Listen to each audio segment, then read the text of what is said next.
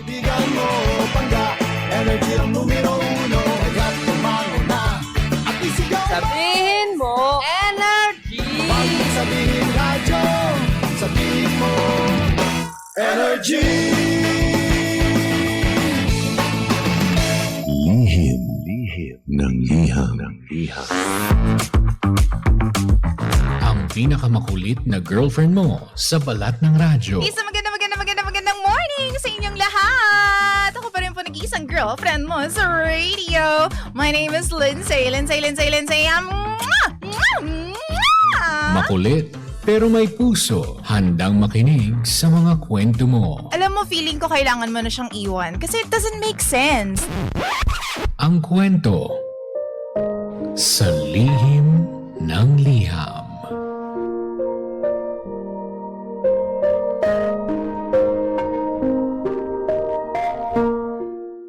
Mahal kong Lindsay.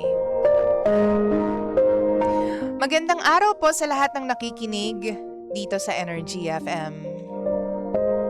Ako po si Ami. 33 years old, may asawa at may isang anak. Sa ngayon, nakikitira po kami sa bahay ng in-laws ko. Full-time housewife po ako. Yung anak ko, sinusuportahan ng pamilya ng asawa ko. At ako naman, sinusuportahan ng asawa ko. Sa totoo lang, akala ko napakaswerte ko sa in-laws ko kasi mabait sila sa amin. Wala kaming kaproble-problema. Tahimik lang ang buhay. Pero akala ko lang pala ang lahat ng bagay.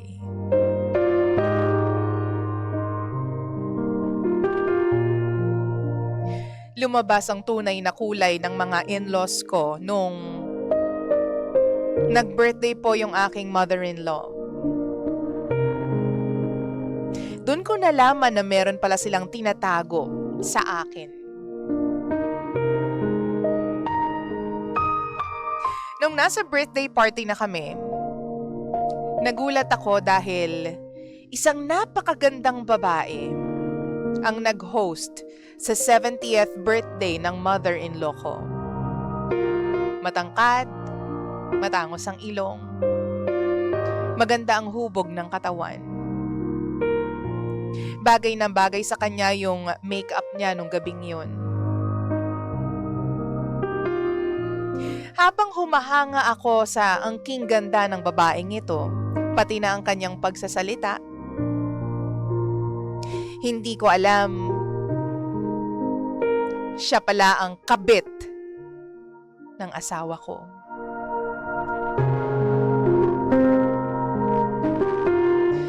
Hindi ko agad nahalata.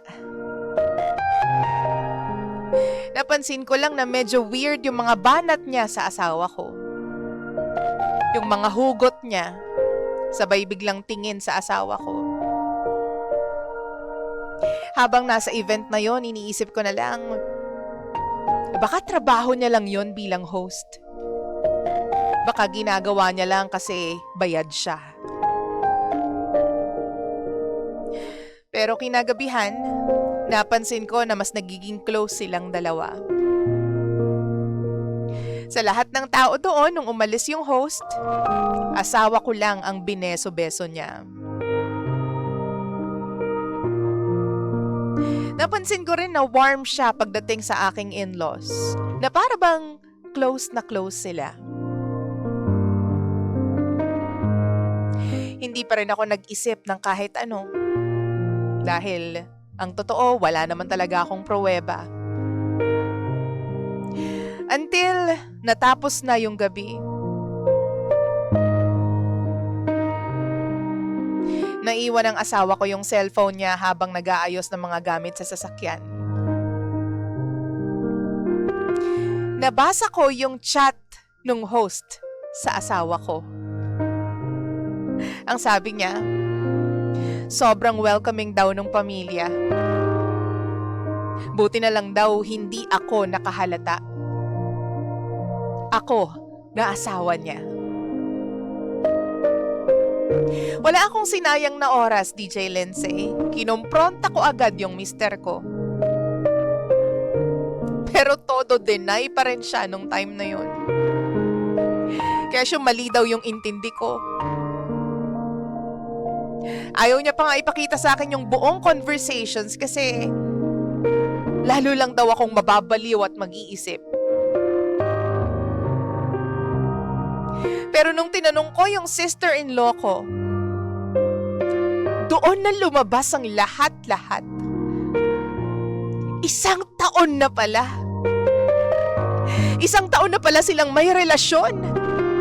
At ang pinakamasakit dito, alam ng buong pamilya nila. Ako lang yung may hindi alam. Ako lang yung clueless. Ako lang yung nagmukhang tanga ng gabing yun. Naghalit ako syempre, DJ Lindsay. Pero parang wala naman sa kanila. Parang wala silang nararamdaman. Sabi pa nung mother-in-law ko, huwag na raw akong magreklamo kasi tuloy naman daw yung sustento sa anak ko. Sila naman daw yung sumusuporta. Parang ang dating sa akin, okay lang pala na lokohin ako. Basta binibigyan kami ng pera at pinapakain kami.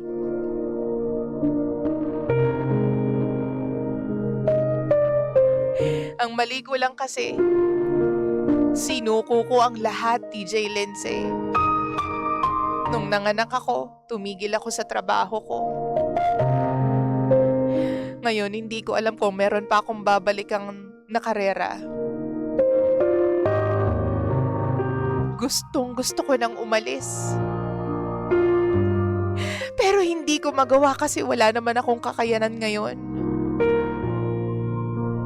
Napakahirap din kapag malayo ka sa pamilya mo.